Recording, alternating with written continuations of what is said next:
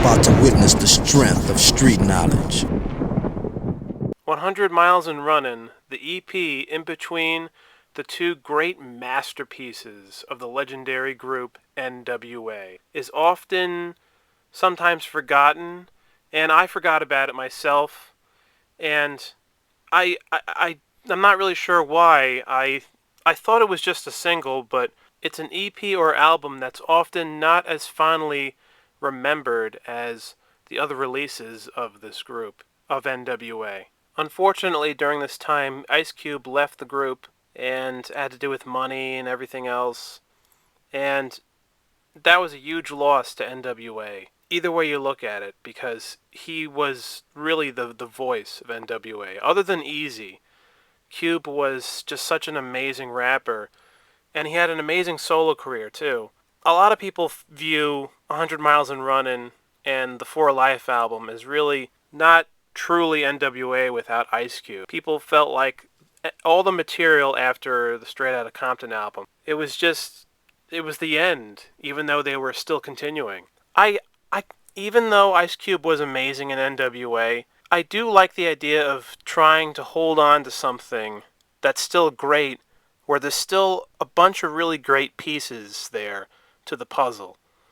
And even though Ice Cube is gone, I like the idea of them still trying to soldier on and not wasting potential that still exists. Why not keep going and keep trying to do things? They were all slowly learning about the money issues, the record industry, and who was ripping off who and everything else. And this is before Dre left and created one of the greatest albums of all time. I just love this album cover. It's a painting. It's like deep and philosophical, and some people don't understand that. You know what I really love is the green Compton sign in Eazy's Shades, how it's on one side. It's kind of funny and cool because it looks like the Scouters on Dragon Ball Z. Now, unlike the Scouters in Dragon Ball Z that can tell someone's power level, the Scouter that Eazy would have would be like figuring out where the police are and when are the pigs gonna come. I'd just like to talk about each and one of the songs on this album. The first track, 100 Miles and Runnin', is really memorable. It's very, very catchy. I love the beats. The rhymes are great. I just want to say that the idea of running away from the police is a scarring thing for someone to experience. It's psychologically painful. N.W.A. makes me question whether capitalism really works. Does it truly work in our society? I'm not sure. Yes, it does some good, but does it really deserve all the praise that it deserves here in America? Because if, regardless of what you may think others do that aren't part of the law, if people are doing those certain things, whether it's being a drug dealer or whatever else it happens to be, if other people really, I think the reason people do those other things is because it's out of a frustration with the system. It's out of a frustration. It's conscious for others and it's unconscious for others. People do that because they disagree with the money system we have, with the laws that we have. And I don't think the public really has enough power to change laws, not just in this country, America, but in the whole world, really. It just seems like the little man's voice is always never considered strong enough in the realm of politics, and it's just really unfair, I think. The album name and that song 100 Miles and Runnin' makes me think of all that stuff. It makes me think of it in a deep philosophical way, instead not just in a fun, entertaining, badass way. It's amusing to just shut your brain off and just enjoy, oh, that's the theme, and it's N.W.A. and they're a bunch of badasses. Yeah, that's fun to view it that way, but I think about what is the deep reasons why this group really reaches people. It's because of all these ideas they made people question about society. Others that never thought of it before, and others that always thought it. I have a lot of issues with the police. N.W.A. being a group is an indication that I'm not the only one. Track 2, Just Don't Bite It, is really funny, but it's honestly a little uncomfortable to watch all the way through. But what could I say? It was the 90s. It was funny. It's whatever. I don't really want to go too much more into it. Track 3, Surprise, Part 2. And I find it odd that it's Part 2, and it always makes me wonder, where's Part 1? Was Part 1 a track that was alluded to on an album previous to this? Or a song they worked on but never finished? And here is the one that's officially released because they like this one better. Whatever. Leave a comment down below if you know why it's called Part 2. I always found that kind of mysterious and strange. I love this track. It has a cool beginning. The middle and the end is basically a remix of Straight Outta Compton. Everybody's on there. MC Ren, Yella, Dre, Eazy. The D.O.C's voice is in this track. That's so fucking awesome because I love the D.O.C. The D.O.C. really is one of the greatest rappers of all time.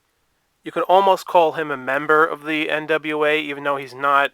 He's not an official member, but he like almost was one. Or maybe if things were different, he could have been more part of the N.W.A. Because behind the scenes, he would give them ideas on songs and all that kind of stuff. Because he was a genius, lyrically, philosophically, the mastermind of lyrics and ideas. And I think this is the first song or recording that we get to hear his voice after his fatal car accident, which unfortunately damaged his vocal cords. Like I said in a previous video, even though that's really unfortunate that happened to D.O.C., I still like the sound of his voice after his car accident because it's I think it's kind of cool and interesting sounding. It's gravelly, it's scratchy, and when he made his album Helter Skelter, which is one of my favorite rap albums, his voice on that album makes that album so much more mysterious and creepy and really fucking cool. I love that shit.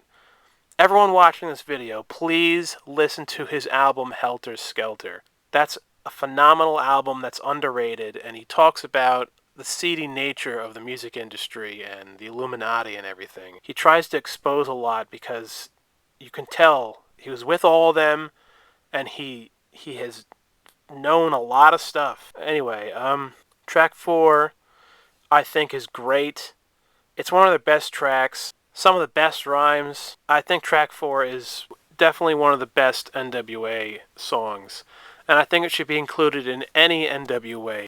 Greatest Hits compilation. In track 4, this is the famous track where Dr. Dre calls Ice Cube a Benedict Arnold for leaving the group. And then, of course, Cube made his song No Vaseline, which is one of the greatest diss tracks of all time. I love that song. Track number 5, Karma Soul. It's not exactly a track, really. I mean, it's almost 2 minutes, but it's basically just them promoting their next album, which is the For Life album, which is unfortunately that's the final N.W.A. album.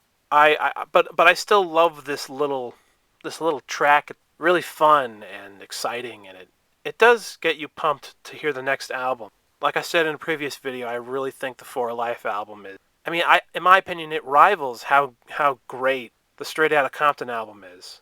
I mean, which album is truly better?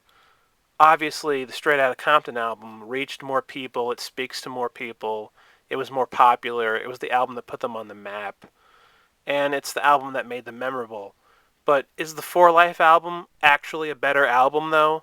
Like, ignoring all of the cultural impact of the Compton album. Looking at the For Life album, is it actually superior? Lyrically, beat-wise, I mean, just everything. And I even think the For Life album was an album that proved that you didn't need Ice Cube for it to be hard-edged and great. I mean, I know that's sacrilege to say. N.W.A. was at its peak when Ice Cube was with them. They were amazing. But I still think they could be great without him. And I think the For Life album proved that.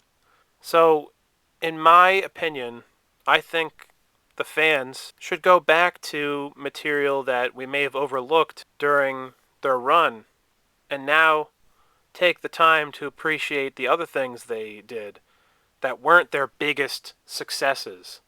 like 100 Miles and Runnin', the album before the Straight Outta Compton album, the first N.W.A. album released in 1987, before it became a bootleg. I know I got a lot of hate comments about that, but I already knew that. I just didn't mention it in that video. And also, to a degree, the For Life album. I think we should appreciate everything that this group did, not just one album. And that's kind of the message I've been trying to really get across in my N.W.A. videos. I didn't mean any disrespect to any fans or anyone who loves N.W.A. because this EP is great. It's something to listen to after you've listened to the Straight Outta Compton album a million times. But I mean, the Straight Outta Compton album really never gets old, though. It's like the original Star Wars trilogy. It's timeless because its message is timeless. Anyway, please leave a like and please leave some comments and subscribe if you like my stuff. For now, this will be the end of my N.W.A. trilogy of videos. Anyway, I appreciate all you guys. Even all you guys that leave hate comments, I appreciate you all. Thank you all so much for watching my videos. I can't tell you how much I appreciate all the support. But I will be making more rap videos about stuff I love in rap. So let me know what you guys think. Catch you later.